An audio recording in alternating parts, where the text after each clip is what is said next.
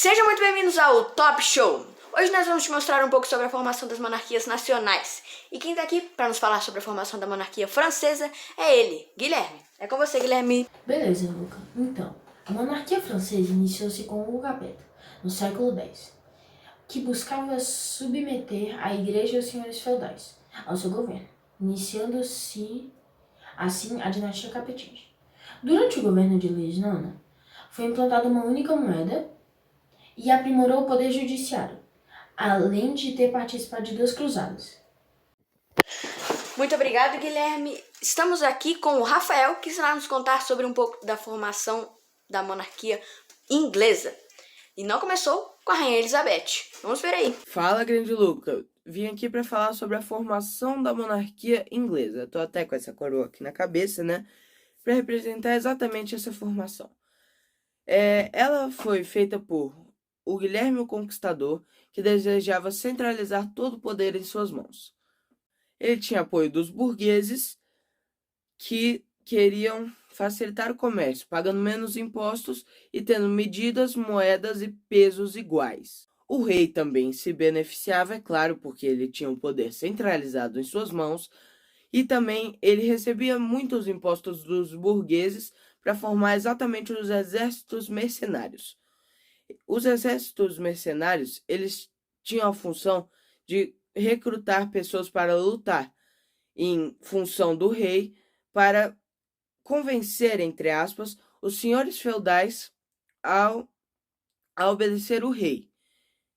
E claro que a gente não poderia deixar de fazer aquela clássica piada, não foi a Rainha Elizabeth que formou essa monarquia.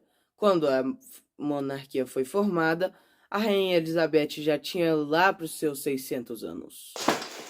Essas duas monarquias tiveram uma guerra, e essa é a Guerra dos 100 Anos. Quem irá nos contar é ele, o Tiago. Pode falar aí, Tiago. A região dos Flandres foi um importante polo comercial da época, isso ainda antes do início da Guerra dos 100 Anos. Mas a guerra em si foi um episódio marcante da história das monarquias inglesa e francesa, em que o último rei francês da dinastia capetinga, Carlos IV, faleceu e não deixou herdeiros do sexo masculino, não podendo passar assim o cargo de forma hereditária. Então, 2 de seus parentes mais próximos do sexo masculino, seu sobrinho Philippe de Valois e o rei inglês Eduardo III, se dispuseram a assumir o trono. O verdadeiro interesse do rei inglês em assumir o trono da França era o de controlar o comércio presente na região dos Flandres.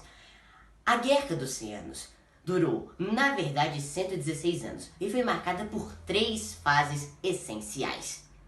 Joana d'Arc foi responsável por algumas vitórias francesas contra os ingleses durante a 3ª fase da Guerra dos 100 Anos.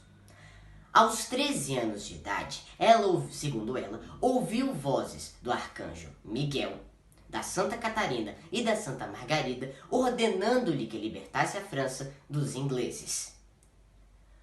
Porém, ela foi entregue por franceses aliados da Inglaterra aos ingleses e foi queimada viva na cidade de Rouen, na Inglaterra, no dia 30 de maio de 1431. Em tempos de guerra, ainda surge uma crise para complicar a vida dos povos que viviam na região.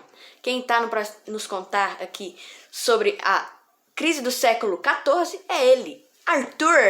Então, Luca, a crise do século XIV foi denominada assim por causa que, principalmente a população mais pobre, tinha pouca condição de comprar alimento. Isso se deu em muitas pessoas e, consequentemente, a morte dessas pessoas. A peste bubônica ou peste negra, ela se espalhou muito rápido, porque as cidades do século XIV eram muito sujas. Então, a presença de ratos se tornou constante. Então, essa doença se propagou muito rápido. Então, como não tinha anticorpo para essa doença na época, as pessoas acabaram morrendo muito rápido. E as guerras foi por causa que muitas pessoas elas estavam indo para a guerra, por causa da Guerra dos 100 Anos e também a Guerra das Duas Rosas. Então, muita gente acabou morrendo nessas guerras. E a crise do século XIV nada mais, nada menos é a decadência na população durante a Idade Média no século XIV. Muito obrigado, Arthur. Muito obrigado a você que nos acompanhou até aqui. Esse foi mais uma edição do Top Show. Falou!